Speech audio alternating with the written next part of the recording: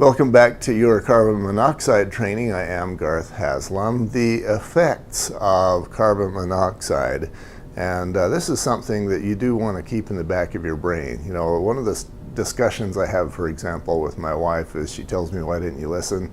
The guys don't tend to store everything, and I'm very much guilty of being a guy. My response is, well, I heard it, but I didn't store it. So please store this, because this particular part is important.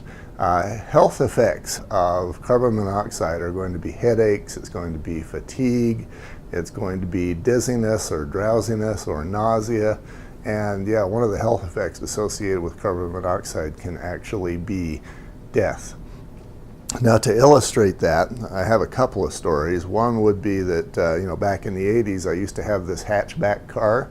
It was the old Datsun, and of course, at the time, I didn't have a truck, and I don't even remember why I was trying to put the lawnmower in this Datsun, but I was trying to take that thing somewhere. Maybe I'd sold it.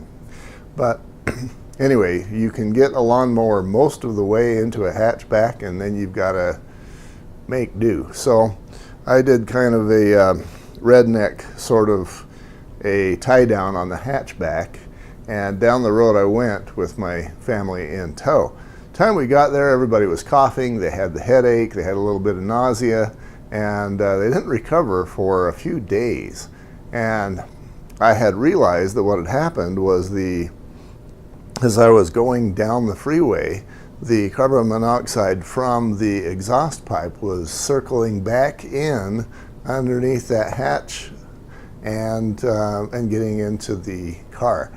And so if it's that easy, and if it causes that much of a health effect, you know what it could do if, you know, and that was, I want to say that was circulated with good air. And so if you've got a carbon monoxide source or a CO source in the house where you don't have circulated air that comes with it, things can get much worse. I did an inspection in a girls' apartment, co-eds, university near my home, and those girls, they lived in this very small apartment. I'm going to say it was probably 600 to 800 square feet, and there were 4 girls that shared that apartment. So it was basically a very small living room with a very small kitchen and 2 very small bedrooms. And that was pretty much it. I guess they had a bathroom. Girls have to have the bathroom. So you can imagine this very compact living space. And as part of that, they had to have a water heater. And so, of course, that water heater is not going to get a lot of free space. And so they stuck it in this little closet, about a 2x2 closet, right behind the front door. And of course, they had a solid door to that, except for the gap down below. So I got in there and I saw that we had this water heater and it didn't have any combustion air, and we'll talk about the combustion air in a couple more segments. But I saw that air was trying to leave, but there was no replacement air. So I'm thinking carbon monoxide, and I started to ask these girls if they had symptoms like headache and nausea, and they says, yeah, we're always good outside, and then we come home and we just feel these headaches. And I had to tell them that they were experiencing carbon monoxide poisoning, and if it got worse, they could die. And I think that got their attention. I got some phone calls asking some questions about that. It's out there, it can happen.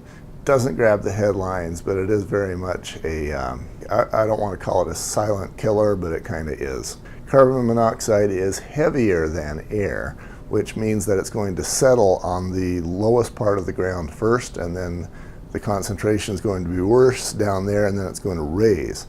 And so what that might tell you is the kids, the little kids, the toddlers, the rugrats, they're going to be affected the most first, and then it's going to get to the rest of us. And by the time, you know, if you're expecting that your carbon monoxide meter on the ceiling is going to be protecting you, by the time it goes off, and depending on the circumstances, you might already have a big problem. So be aware of that. Now, it affects the lungs. So carbon monoxide, being a part of the air in your house, is going to go in through your nose into the lungs, and there it's going to be distributed through the body from the lungs. It's going to get into your bloodstream, it's going to go throughout, it's going to go into your brain and cause the headaches and nausea, etc. So that's how it gets in, as opposed to maybe being eaten or through the skin or whatever. This is one that gets in through the lungs. Here's another one of the stories I have. This is of a family where the kids were all complaining about headache, nausea, etc. And so mom and dad said, okay, you know, you don't have to go to school today. You guys stay home. You can sleep. You can do whatever, which was the wrong answer in this case, by the way. And so mom and dad went to work, and they came home, and the kids were all still headache, nausea, vomiting, etc. So, thankfully at this point, none of the kids had died, but they certainly weren't feeling good. So they went in, the parents took the kids in, and by the time the kids got to the doctor's office, they felt good, every one of them. That 10-minute dose of good air had cleared them up. So they stayed at the doctor's office, and they asked the doctor what was going on. Of course, he figured it out very quickly. He told them they had carbon monoxide inside their home. And you know, I wasn't close enough to that story that I could find out whether it was the flu or the fireplace or whatever, but you know, scary stuff.